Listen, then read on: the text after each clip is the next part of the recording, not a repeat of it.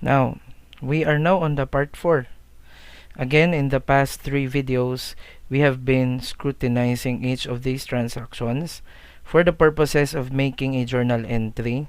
But before we make a journal entry, of course, we have to analyze first the effect of the transaction on the A is equal to L plus C. Right? So, we are already through with transaction number 35, and we are now on the last part, I guess. So, we are now on the second part, merchandising related transactions and the other transactions. So, excuse me.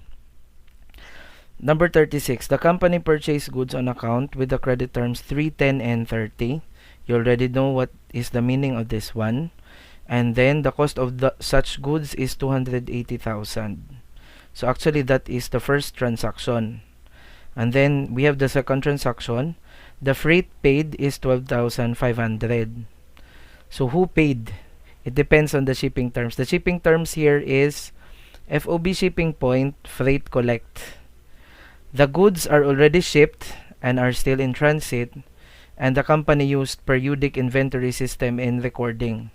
So the periodic inventory system as opposed to perpetual inventory system, you will see that later on. Because in here, in the number 40, there is perpetual inventory system. But for now, let's make an analysis first. Okay?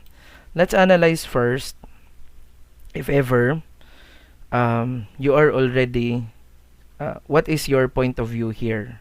In the merchandising, since you are buying and selling goods, so that means you have 2 point of views, the buyer and the seller.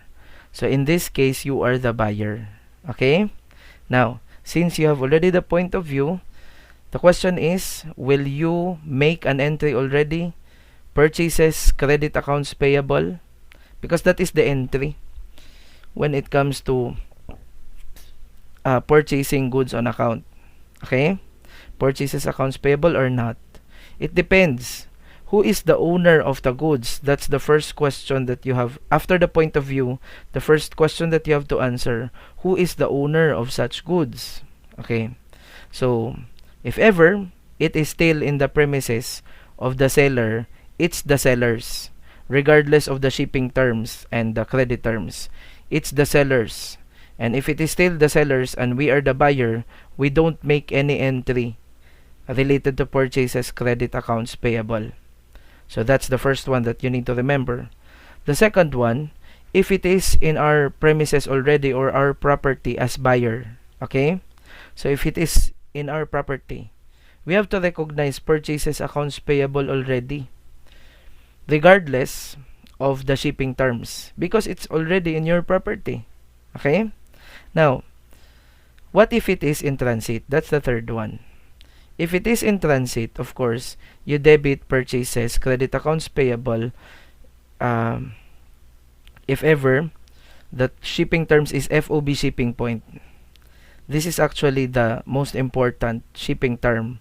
Aside from this freight collect, you have to analyze what is FOB shipping point. FOB shipping point means that the goods ownership or title has already been transferred upon shipment. So that means if the goods are in transit and you are the buyer, it's already yours. Okay? So that's the most important meaning of that. And in here, number 36, it's very clear that it is yours. It's because you are the buyer and the shipping terms is FOB shipping point, and that the goods are already shipped and are in transit already. So on the analysis, you will have on the assets, liabilities, and capital. Under the periodic inventory system, your effect on the accounting equation is actually 280,000 negative on the capital side because of the purchases. The purchases, so that you will understand what is the nature of these purchases, it's actually expenses on your analysis in the substance. For me, I treat the purchases account as expenses. So that's the entry, but it's not balanced. So since the purchases was made with credit terms, automatically there is a liability involved. And actually, when we talk about entries, that would be debit purchases, credit, debit purchases 280,000, and then credit accounts payable 280,000. That's it for the first. How about the freight? You also have to analyze for the freight. Okay? So in analyzing the freight,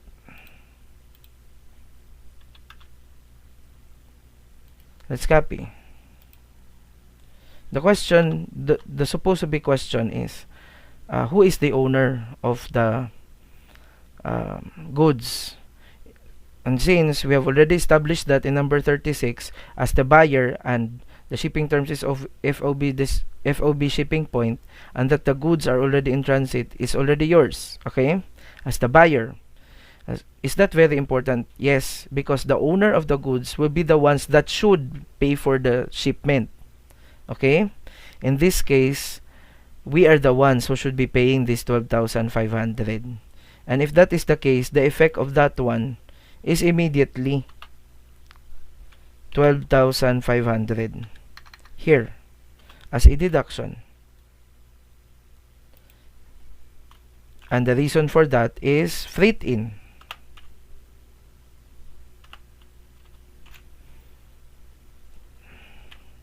Freight in or transportation in. Okay?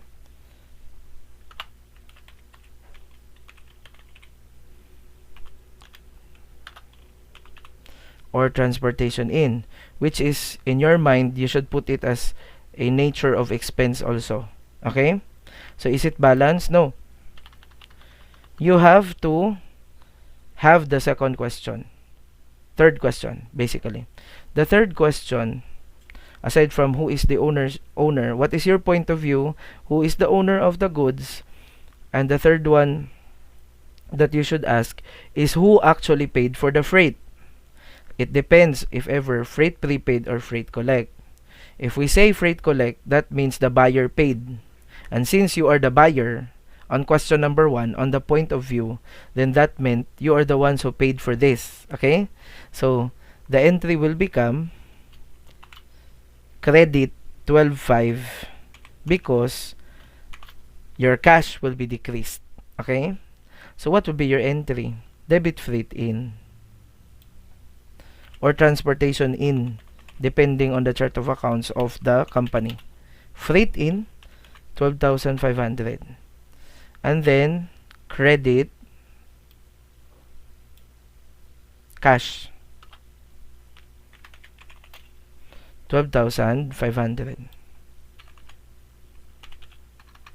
Okay, so that's it for number 36. Now let's go to number 37. Imagine we took 9 minutes just to discuss this one. However, it will be worth it. Okay, let's have number 37. The same with number 36, but the goods are shipped FOB destination, freight prepaid. Okay, what will happen if that is the case? So everything is the same with number 36 except that the shipping terms is FOB destination, freight prepaid. What are the effects? First off, on the purchases side, not on the freight. So the first one, on the purchasing side. Question, what is your point of view? Buyer. Question number 2, who is the owner of the goods? If that is FOB destination, then that means the seller is still the owner. Okay? So if the seller is still the owner, FOB destination, you don't have any right to record any purchases credit accounts payable.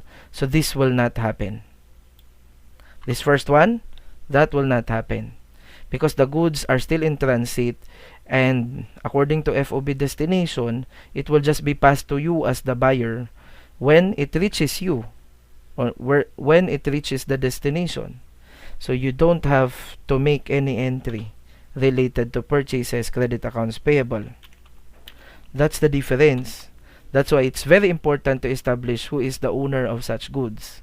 Okay? Otherwise, you'll have no entry. Okay? If you are also the seller, on the seller side, you're not going to make any entries also of accounts receivable, credit sales, because again, it's still yours if you are the seller. But in this number 36, you are the buyer or the purchaser.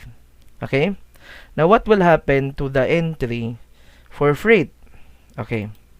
So, again, important thing, who is the owner? And if we're talking about FOB destination, the seller is the owner. Alright? So, that meant you will not have any entry of freight in. So, this will be erased. Okay? Because you are only going, if you're the buyer, you're only going to consider putting on freight in if we're talking about in-transit goods that are shipped FOB shipping point. Okay?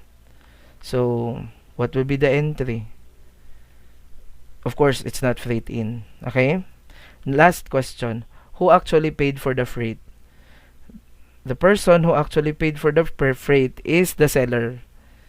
Freight prepaid meant the freight was paid first before it was shipped by the seller. So that meant you will have no entry also on the freight. See? The shipping terms will actually make a difference. See the difference with number 36 and number 37. Okay? Now let's go to number 38. The same with number 36, but the goods are shipped FOB shipping point, freight prepaid. Okay. So let's have this. Let's copy this and let's analyze. So again, on number 36, everything is preserved except that the shipping terms has been changed into FOB shipping point, freight prepaid. Question: who is the owner of what is your point of view? You're the buyer still. Who is the owner? The owner of the goods in transit is you as the buyer. So if that is the case, you will have to make an entry related to purchases. Okay? So this will happen. Your capital will be decreased because of the purchases account or expenses. The classification of purchases in your mind should be expenses. Okay? And then, you have a liability because this is purchased on account, 280,000. This is actually your entry. The same with number 36. Okay? However, when we talk about the freight prepaid, in here, this is freight collect. Now, it's freight prepaid. So, freight prepaid means the seller paid for the freight. Alright? So, what will happen? Of course, since you are the owner and you should pay for the freight, you have to debit still freight in or expenses. So this is good, this capital here. However, you cannot claim this because you did not pay for the freight. Because again, it is freight prepaid. So what will happen now? What will happen for the freight, since you should be the ones who's going to pay under FOB shipping point, because you are the owner, and then you let the seller paid, it will become your liability. Here, 12,500. So the accounting equation is still balanced. So if we have freight in or expenses on the debit, freight in, and then instead of crediting cash, you have to put there additional accounts payable to the seller because your obligation has been paid by the seller. Okay? So that's the changes. Now, let's go to number 39. The same with number 36. But the goods are shipped, FOB destination, freight collect. So, let's copy this. Question number 1. What is your point of view? Your point of view is of the buyer, right? Second question, who is the owner of the goods that are purchased? So as you see, this is FOB destination already instead of this FOB shipping point. So the owner of the goods in transit is the seller.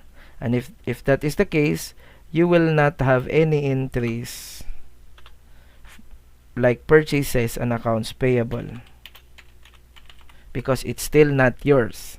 Okay? How about on the freight? The third question. Who actually paid for the freight? Okay? So who should be responsible for the freight according to this? Since this is FOB destination, the seller should be responsible. And since this is freight collect, that meant you are the ones who paid for the freight. So what will happen?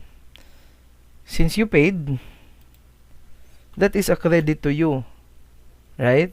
A credit of 12,500 cash. But you cannot put in freight in because you are not the ones responsible for paying it. Okay? So this will not happen. Okay? So what will happen? If you have accounts payable in the future, you have to deduct that one because the responsibility of the seller, you shouldered it. So this will become the analysis for the transaction.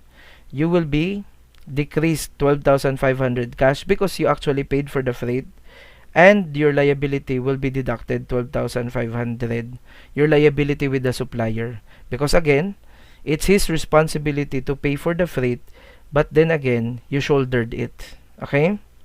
And actually, your entry will become debit accounts payable.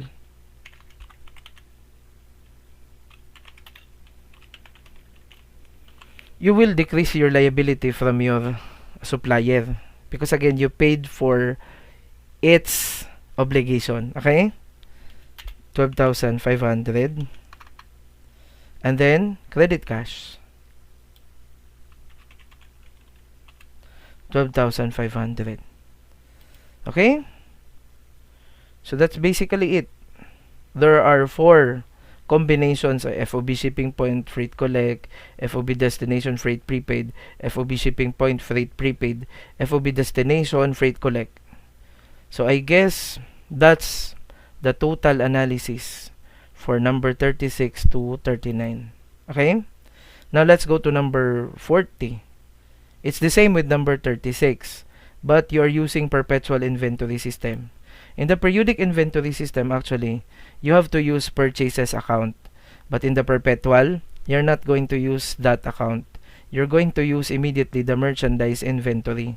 Actually, later on, you'll see a lot of accounts like purchases, purchase returns, and allowances if you return goods to your supplier because of they are not following the specifics of the brand, or there are damages or something. So you'll see purchase returns, you'll see freight in, you'll see purchases, discounts, and allowances if you paid the supplier within the discount period. Those things are only used in the periodic inventory system. On the perpetual inventory system, those will all be cancelled out and they will be changed into one account only, the merchandise inventory account. Okay? So if we're using perpetual inventory system, this will happen. So the analysis will be the same. The account title used will be changed. Let's just... Okay. Example. This one. You will still have a liability of 280,000 and on the capital 280,000. But then again, it will be changed because instead of putting it here, since we are now using merchandise inventory, that will be here on the asset side. So that will be the changes. Okay? This will not happen. No. The C is still here. Yeah. That will happen. So aside from changing the account title, the transaction analysis will also be changed because the account merchandise inventory is an asset. So if you purchase, yeah, it's logical that your merchandise inventory or assets will increase, right? However, since it was made on account, your liability will also increase, just like this one.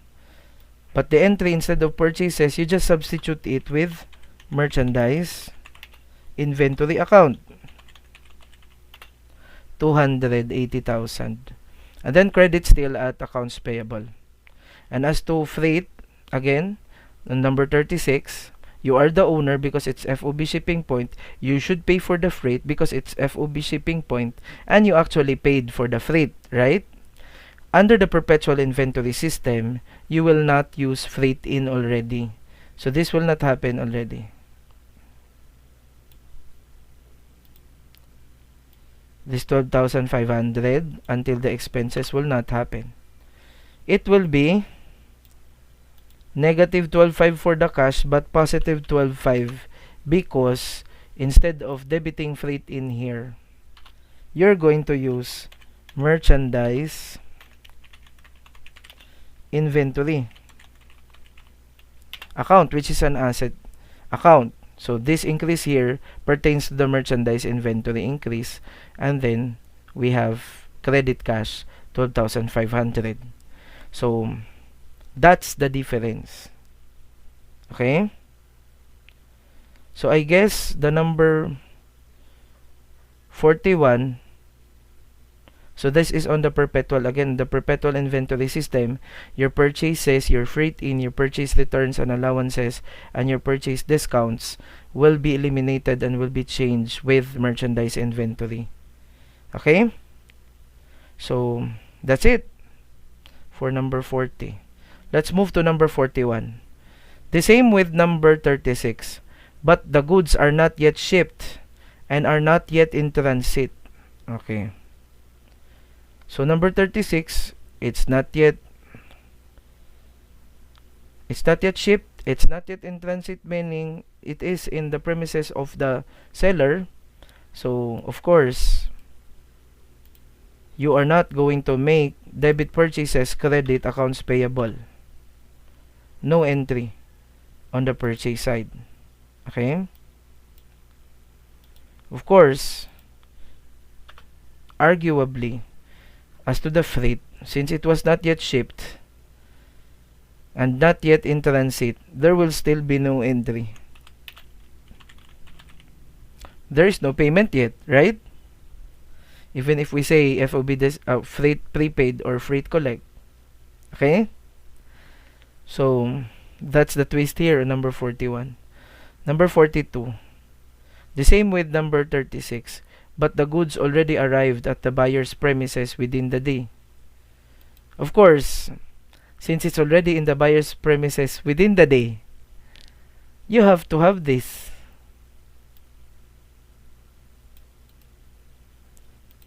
Number 1, because it's already yours.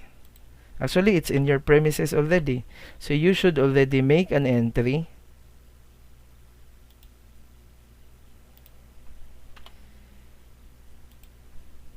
like this. Okay? You have to debit the purchases. In your mind, that is an expense. Debit purchases 280,000 and then credit accounts payable 280,000. And as to freight, since it was not changed, FOB shipping point and freight collect, this will be your analysis also. So you have paid, so credit or decrease the asset, and then we have the freight in, which is in your mind should be expenses. So that's the entry. Now let's go to the other complication. The same with number 36. But our company is VATable or VAT registered. Okay? And the 280,000 that we paid, for example, or we are going to pay in the future, because this is on account, includes input VAT of 12%. What will be the entry? First and foremost, I would like to discuss first that if you are a VAT registered company here in the Philippines, then that means you are liable to pay 12% of your sales. Like for example, if you have a sales of 1 million, you have to pay the Bureau of Internal Revenue 120,000 or 12%. So, what is the system here? The system here is that the businesses will pass on the VAT to the customers. Okay? So, for example, instead of just collecting 1 million from the customers, you will collect 1,120,000. The 1 million is the actual sales. The 120,000 is what do we call as VAT payable, output VAT. So credit, output VAT, VAT payable. Okay? You have to remit that as a company in the BIR every quarter. So output VAT. Output VAT, it means the VAT that you have charged your customers. And eventually you will remit it to the Bureau of Internal Revenue. Okay? Now, also,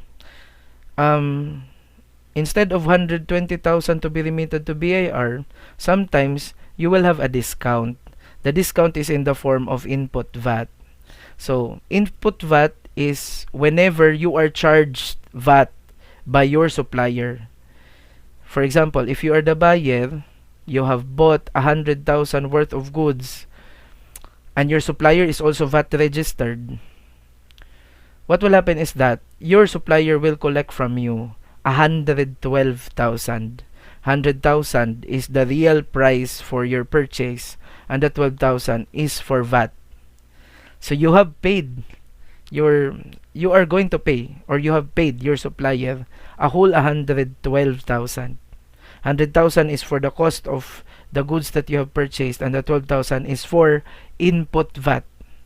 So meaning on the output VAT, you let the customer suffer on that output VAT. On the input VAT, you are the ones who are suffering because you paid additional for your purchases. Okay?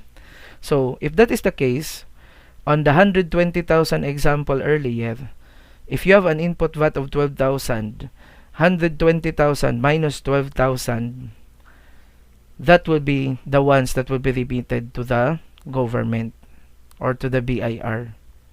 120 minus 12, 108. Okay? So that's the story about VAT. And in here we are the buyer. So we are the ones who's suffering. Actually, according to here, you've paid for 280,000, which is already including input VAT of 12%. The question is, what is the entry? First, you have to get the amount without the VAT. So how do you do that? 280,000 is with VAT. You divide it by 1.12. And you're gonna get 250,000, which is what do we call as ex-VAT or exclusive of VAT. So that is the ones that you're going to consider first. Okay? So what will be your analysis? Your analysis will be, let's copy.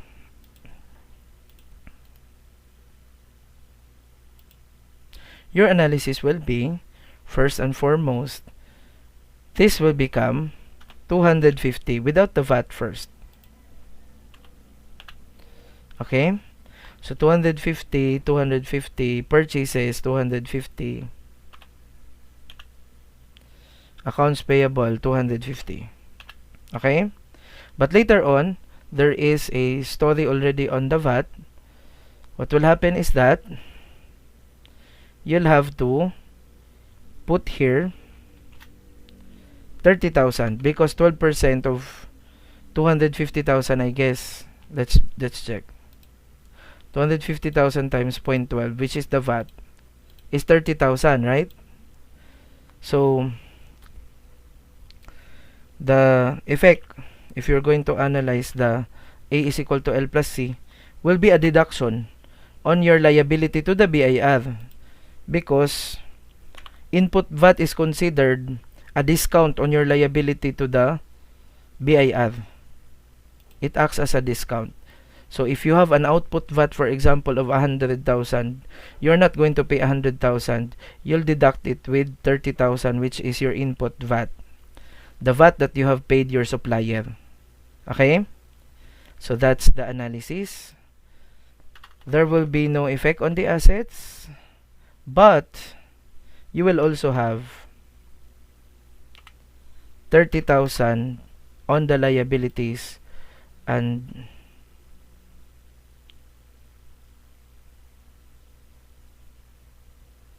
why will we have a liability?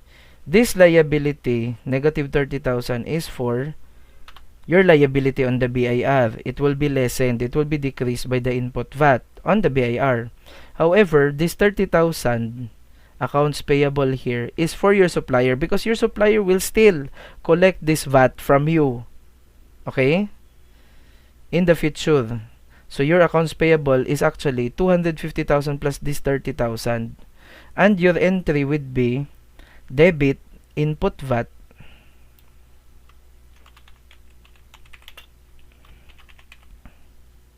or VAT payable. Sometimes it's just debit VAT payable, but in order to emphasize that it is an input VAT and identify it apart from the output VAT, let's use input VAT, okay? So input VAT 30,000, and then credit accounts payable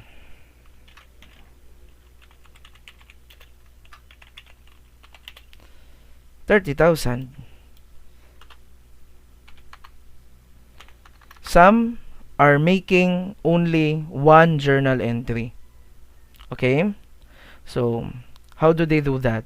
They put on purchases at 250,000 debit, and they put on debit also input VAT of 30,000. So all in all, the debits is now 280,000.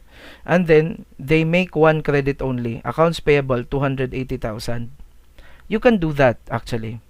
But since I wanted you to really see that complex transactions like this one could be divided into two simple analyses, then I'm doing this for you, okay?